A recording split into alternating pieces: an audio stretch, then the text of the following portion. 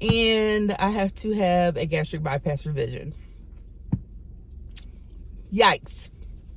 Yikes.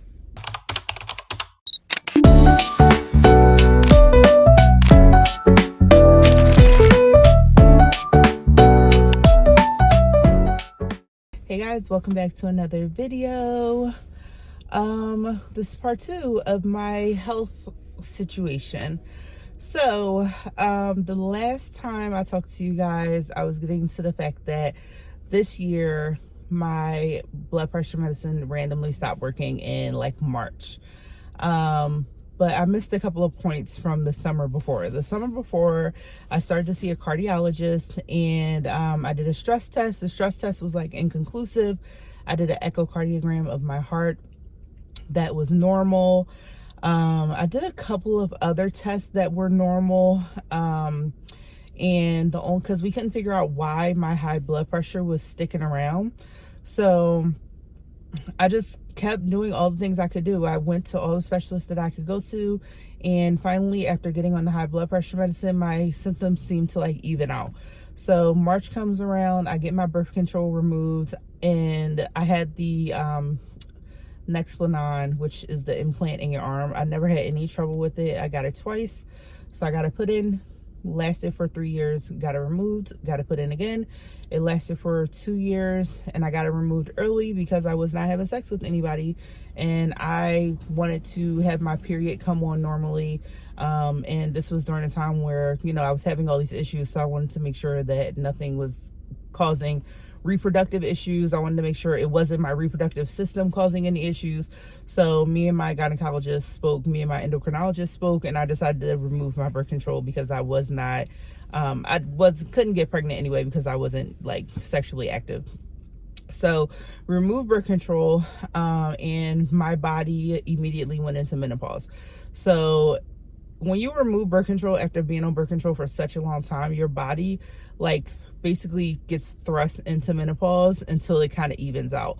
So I started having like hot flashes every day. It was very like random and out of nowhere. Like I basically like had a hot flash. I didn't know what it was. Like I thought I had poisoned myself. I was like sitting at home eating lunch. I was eating hummus and like yellow bell peppers. And if you've been here for a while, then you know this, you know the story about the yellow bell peppers. When my intestines tied in a knot, I was eating yellow bell peppers, and I was eating yellow bell pepper, tilapia, and avocado. And my intestines one night just decided to tie in a knot after I ate dinner. It was very random. But with that said, I was eating yellow bell pepper and hummus, and all of a sudden, when my chest and my throat started to get hot, and my back started to get hot, I was like putting on clothes, about to go outside and get in the car and go to the emergency room. I was about to skirt because I didn't know what the hell was going on. But when I got my clothes on, I went and I stood at the front door for a minute, and then the symptoms went away and I was fine. And then the next day it happened again when I was just doing something random. Next day it happened again. And I finally told my mom a couple days later when I saw her on Mother's Day. She's like, that sounds like a hot flash. So it happened for like a month, and then it stopped happening. And now it happens like once every other month. Very sporadic, very random, right? So started having hot flash. My blood pressure is like out of control. My doctor decides we decided to start trying different medicines because clearly the medicine that I was on is not working anymore. So we tried different medicines. This one medicine called lisinopril, I was on it for 3 weeks. The worst medicine I've ever tried in my life. The first side effect is that you develop a cough, like a hacking cough, and people get off of the medicine because of this hacking cough, because it's so annoying and like disruptive. Of course, I developed this hacking cough, but what we did not know, what I found out a couple months later, is that hacking cough caused the hiatal hernia that I found out about a year and a half before that was not bothering me. So I didn't need to do anything about it because it wasn't bothering me, according to the emergency room doctor. That hiatal hernia got so much worse over that 3 weeks because of that hacking cough. My hiatal hernia got so much bigger in 3 weeks.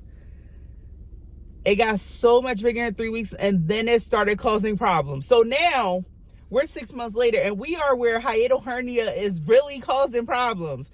So all over the summer, I have been having nonstop acid reflux. It's been horrible. I've been on so many acid reflux medicines, I can't even explain it to you. And if you know anything about the GI system messes with everything. So your GI system, your acid reflux is hurting, everything's hurting. Your acid reflux is going crazy. So your chest is hurting. You feel like you can't breathe because you can't get a deep breath. Your heart is having extra heart palpitations because you feel like you can't breathe, you can't get a deep breath. And then me, I'm having panic attacks because I feel like I can't breathe and I can't get a deep breath. The last... I'm laughing because I spent between March and August crying. Like, I spent between March of 2024 and August of 2024 crying. So all I can do now is laugh, honestly. So, yeah, the hiatal hernia got worse because of the lisinopril. So I stopped that after 3 weeks. I got back on the original medicine I was on at a higher dose. My blood pressure has been fine ever since. The problem is my hiatal hernia is still here, and she out here fighting me every single day of my life. So, yeah, that's what's going on. Hiatal hernia tearing my ass up. I went through the process of going through with the bariatric surgeon, because I'm in contact with the GI doctor as well as a bariatric surgeon, because they both deal with the hiatal hernia, because I had gastric bypass surgery in 2010. So I have to deal with both of them. I did all the tests you could think of with the GI doctor. I did an endoscopy and I did a esophageal manometry, which is when they stick a catheter down your throat into your stomach, and down your nose, down your throat, into your stomach. You wear a monitor for 24 hours so they can monitor the acids in your stomach. My stomach acid does not get better with medicine, and she recommended that I have the hiatal hernia surgery. However, the hiatal hernia surgery, the chances that it'll come back are very high if I do not have a gastric bypass revision. So the gastric bypass doctor recommends I have a gastric bypass revision because the hiatal hernia surgery hiatal hernia surgery is contingent, like the success of it is contingent on me having the gastric bypass surgery, because the hiatal hernia just means that my stomach is like going into my diaphragm. So my diaphragm is here, my stomach is like poking up through into the diaphragm. So if we suture up my diaphragm, which they can close it, but they don't sew it up, they just tape it up, because your diaphragm, like, they can't suture it up. They tape it up. If my stomach is still this big and it's pushing up against the diaphragm every time I eat, it's gonna bust through. The doctor told me, like, you could have a cold and you could cough hard one time and you're gonna destroy all the work that we just did during the surgery. You're gonna have to get a repair again, which I don't want to do. However, my insurance company refuses to pay for the gastric bypass revision. So I'm in the process of kind of fighting my insurance company. While all this is going on, October rolls around. All of a sudden, I start getting pressure in my head, pressure in my ears, pressure in the right side of my neck, and we don't know where it's coming from. So now I see a neurologist. The neurologist thinks I have something called IIH. I go and I, do all the tests for IIH, which is an eye exam, and I do an eye exam and an MRI of my brain. The MRI was absolutely horrible. The eye exam, I actually found out that I may have glaucoma in my right eye, because there is there's nerve damage to my right optical nerve. So now I'm under the care of an eye doctor as well, and I'll be getting a laser to take the pressure off of my right eye in January, the laser lasts for a couple of years, and then I'll just go back and get the laser instead of using eye drops for the rest of my life, because I am only 37. I turn 38 next week on Christmas Eve. And he's like, using eye drops for the rest of your life is crazy, so let's do the laser, because the success rate for the laser is amazing. So I have an appointment for that in January. But we did the eye doctor, found out some other news. We did the MRI. The MRI is normal. All the blood work is normal. I did the lumbar puncture. The levels are low. So we ruled out IIH. and now being treated for like tension headaches. But I don't think it's tension headaches. I don't know what it is, because the medication for tension headaches, I don't know if it's really doing anything, because I'm still getting the pressure in my ears. The pressure in my head has decreased a little bit, but I am still getting the pressure in my ears, so we're still trying to figure that out. So yeah, I'm under the care of a neurologist. I am actually in the doctor's office, in the parking lot of my doctor's office, because I just left the cardiologist because we need to do a sleep study and a couple of other things, just to follow up with the blood pressure things and like heart palpitation, all that kind of stuff. So that is what I have been going through.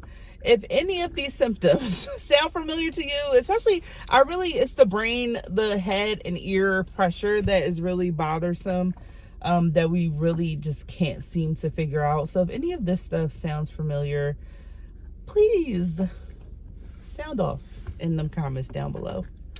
But yeah, I hope everybody is doing well. It's the Christmas season, and this year has been very stressful.